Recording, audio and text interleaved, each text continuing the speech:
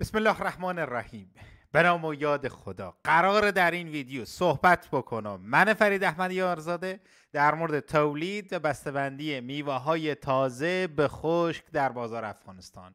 یک فرصت فوق‌العاده همین کسب و کاره. می توانین به صورت خانگی شروع بکنین، هم نیم صنعتی و هم صنعتی. بالای 40% مفاد خالص برای شما این کسب و کار داره. پس این خبر خوبیه.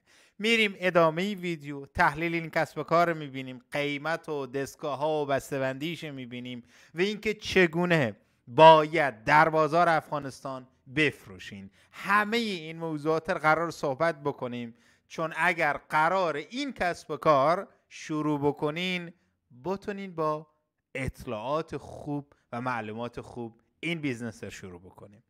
اگر هنوز چینل ما رو سابسکرایب نکردیم این کار حتما انجام بدیم، به نفع خودتان هست، چون ویدیوهای بعدی هم قرار در این چینل گذاشته بشه. دومین نکته، اگر ویدیوهای قبل ما رو ندیدیم بریم نگاه بکنیم. 5 تا روش و تولیدی دیگه هم به شما معرفی کردم که این ششمیش هست. امیدوارم از اونام استفاده بکنی و به دردت بخوره. میریم نکته اول خود شما بررسی میکنیم. چرا بسته‌بندی میوه‌های خشک فرصت بزرگی در افغانستان هست؟ توجه داشته باشیم، افغانستان بزرگترین تولید کننده میوه در منطقه، یعنی واقعا اغراق نشه ما بزرگترینیم، چون کشور ما و شما زراعتیه. زردآلو، انگور، انجیر، سیب، توت، انار، آلو، خرما و بادام زمینی رو ما و شما به شکل زیاد هم پرورش میدیم و هم تولید میکنیم، چون گفتم کشور ما و شما کشور زراعتیه. بخش زیادی از میوه ها در فصل برداشت فاسد میشه. شما هم میبینین مطمئنا در منطقه تان، در شهرتان ببینیم همین سیب امروز وقت فصل برداشتشه کیلو چندیه؟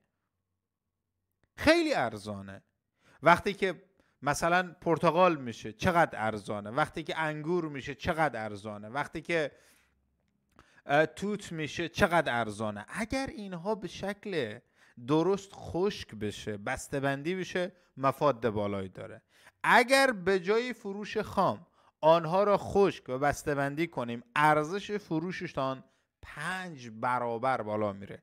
یعنی اگر یک چیزی که قیمتش 20 روپیه بوده کیلویی، زمانی که این خشک بشه بالای 100 افغانی کیلوی قیمت پیدا میکنه. پس اینجا میشه که این فرصتی دید برای کسب کار ایره. حالا نکته اول، بازار هدف کجای؟ اولین نکته، صادرات به کشورهای عربی، هند، اروپا فوق‌العاده. فروش در فروشگاه های لوکس و سوپرمارکت ها یا بازار آنلاین مثل برای هدیه ها یا بسته‌بندی های به شکل سلامت، اگر اینها را آماده بکنین واقعا میشه کسب و کار خوب باشه. همین امروز در کشورهای همسایه ما و شما همین کار انجام میشه و واقعا خیلی ها تونستن از یک کسب و کار خوب برای خودشان بسازن. نتیجه، میوه خشک بازار هم داخلی داره و هم بازار خارجی داره، چون میوه های دیگه مثل پسته، خسته قیمتش بالاتره، اینا قیمتش پایین تره، پیش مهمان میگذارن به عنوان آجیل یا میوه خشک هم از این استفاده میکنن. قیمت دستگاه هزی چنده؟ ما 3 دسته قیمت دستگاه ها تحقیق کردیم برای شما آوردیم. دستگاه های خانگی که قیمتشان بین 500 تا 800 دلار هست که خشک کنن 10 تا 20 کیلو میتونن اینها خشک بکنن در ساعتی و دوخت پلاستیک میکنن، یعنی هم خشک کن داره و هم دوخت پلاستیک. دستگاه های نیمه صنعتی، این دستگاه ها 2000 دلار تا 3500 دلار بین 50 تا 100 کیلو میتونن خشک بکنن و اسلایسر میکنن و وکیوم میکنن، یعنی همون هوای داخل پلاستیک هم میگیرن، چون یک هوای داخل پلاستیک هست اگر او گرفته نشه باعث ایجاد رطوبت میشه. دستگاه های کامل صنعتی بین 5000 دلار تا 15000 دلاره. اینا خط کامل، یعنی شستشو داره، خشک‌کن داره، چند طبقه هست و وکیوم اتومات داره، یعنی همون وکیومی که دستگاه های نیمه صنعتی داره که هوای داخل پلاستیک میگیره، اینها کامل اتومات وکیومر داره، یعنی کامل اتومات هست، یعنی بدون کار دست.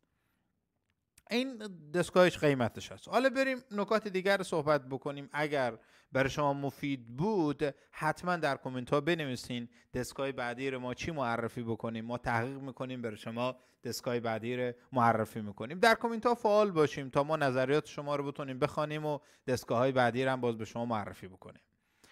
مواد اولیه میوه ها قابل خشکسازی چیه؟ اولی که میوه هایی که در افغانستان پرفروش ما آوردم، زردالو اگه خشک بشه به شکل قصی هست که صادرات پردرآمدی داره. انگور اگه خشک بشه به شکل کشمیش بشه به شکل صادراتی به هند و پاکستان خیلی فوق‌العاده میشه. بره همین لحظه هم انگورا خشک میشه میره. ولی اگه یک بسته‌بندی خوب داشته باشه، لیبل خوب داشته باشه، پکیج خوب داشته باشه. امروز اکثریت کشمش ما و شما میره، حالا نام نمیبرم در چه کشوری، در کشورهای دیگه اونو شستشون میشه، پاک میشه، پروسس میشه، لیبل میزنن، برچسب میزنن، حتی پس با مو شما اونا رو میفروشن. سیب خشک شده مصرف داخلی خیلی بالایی داره. توت خشک شده و انجیر خشک شده پرطرفدار در بازار عربی. انار خشک شده، آلوی خشک شده، خرمای خشک شده، حلوای خشک شده، انبه خشک شده در مناطق گرم واقعا اینها مشتری داره. پس اینا میوه های پرفروشه. ما و شما احسن اوقات میوه داریم که میشه اونا رو چکار کرد؟ خشک کرد. حالا اگر این میوه ها خشک بشه، ببینیم شما این سینی رو در این قسمت میبینیم که کم آجیل گذاشتن و دیگه چی گذاشتن؟ میوه خشک. چون میوه خشک قیمت بالایی داره و به همین خاطر پیش مهمان به جای آجیل گذاشتن از میوه خشک استفاده میشه و میوه خشک خیلی هم مفیده. قیمت مواد خام در فصل برداشت میوه های تازه بسیار ارزان. مثل چی؟ زردالو کیلو 20 تا 30 روپیه. واقعا هست یا نیست؟ حتما در کامنت ها بریم بنویسیم. انگور وقت فصل برداشتش کیلو 30 تا 40 روپیه. سیب 25 تا 30 افغانی. من شب گذاشته به خونه فوق العاده سیب خوبی خریدم، کیلو 25 افغانی خریدم. پس از خشک شدن ارزش آنها 4 برابر افزایش پیدا میکنه. یعنی میوه هایی که شما خشک میکنیم بعد از خشک کردن از اینا، یعنی گفتم اگه شما کیلوی 25 میخریم زمان فروش کیلو 100 روپیه میتونیم اینها رو بفروشیم. بازار فروشش هم خوبه. اگر شما اینا رو بتونید بسته‌بندی و پکیج بکنید، ببینید بسته‌بندی شفاف یا رنگی با برچسب یا برند یا لوگو، یعنی اینا رو اگه شما داخل پلاستیک های سیلیفونی بکنیم یا یک سری پکیج های کارتونی داشته باشه که بعداً به شما معرفی میکنم، اینها رو به عنوان تزیینی تحفه میبرن استفاده میکنن. بسته ها معمولاً 250 گرم، 500 گرم تا 1 کیلو هست و بسته‌بندی باید ضد رطوبتی باشه. یعنی همون موادی که داخل او گذاشته میشه دستگاه‌های نیمه صنعتی ضد رطوبتی داشت که وکیوم میکرد. اطلاعات کامل بعد روش نوشته باشه، تاریخ بخوره، وزن بخوره، محل تولید بخوره، چون میتونه برند شما رو معروف بسازه. بعد طراحی چشمگیر داشته باشه، مثلا با رنگ‌های طلایی، سبز یا رنگ‌های طبی. یعنی اینجا به قسمت بسته‌بندی آوردم. ببینیم اینها فعلا در کشورهای دیگه بسته‌بندی میشه به این شکل، اینها فروش میکنه و واقعا هم فروشش عالی و خوب هست. این هم یک بسته‌بندی دیگه هست. شما اینا رو اگه بتونیم پکیج بکنیم، بسته‌بندی بکنیم، یعنی واقعا میتونه روی اقتصاد شما، جامعه شما، خانواده شما تاثیر داشته باشه. آینده شغلی و رشد این تجارت چیه؟ صادرات میوه خشک در جهان رو به رشد. یعنی امروز میوه خشک بیش از هر زمان دیگره. هر سال کشورهای عربی، روسیه، هند میلیاردها دلار میوه خشک وارد میکنن و افغانستان میتونه با برندسازی، بسته‌بندی مناسب سهم بزرگی در این بازار داشته باشه. حداقل شما میتونیم یک حرکتی در این بازار انجام بدیم. در بازارهای داخلی نیست تقاضا برای خوراکی‌های طبیعی سالم افزایش یافته، چون مردم میدانند دیگه جنس‌های کارخانجات پر شده از موادهای کیمیایی. خب مردم رو به موادهای سالم رو میارن، مخصوصا کشورهای عربی، کشورهای آسیایی. حالا افغانستان که اینقدر نوشیدنی و انرژی میخوریم جدا از اینه، ولی دیگه کشورها دوست دارن واقعا مواد سالم استفاده کنن. سود خالص در این تجارت بین 40 تا 60%. رفقا این ارزیابی شده، از دهقانها پرسان شده، از اعضایی که در همین صنعت هستن. روش فروش چه کاره در بازار؟ چطور میتونیم بفروشیم؟ اول فروش به سوپرمارکت ها، فروشگاه های هدیه و فروشگاه های آنلاین. یعنی شما یک آنلاین شاپ بزنیم، خب من مطمئنم بیشترین فروش رو از همون طریق داریم. نمایش در نمایشگاه های مواد غذایی و صادراتی میتونه زمینه ارتباط گرفتن با آدم های دیگه باشه. همکاری با رستوران ها، هتل ها برای استفاده از بسته‌بندی های کوچک، راه اندازی صفحه فیسبوک، تبلیغ محصولات طبیعی و افغانی میتونه فرصت خوبی برای شما باشه.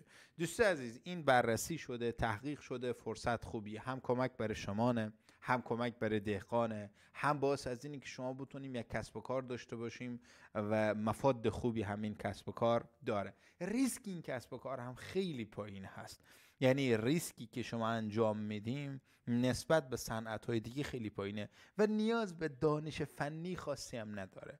یک دستگاهی داره، یک دستگاه وکیوم داره، یک دستگاه بسته‌بندی داره، بعد دیگه سلفون داره و بسته‌بندی هایی که در پلاستیک ها میشه.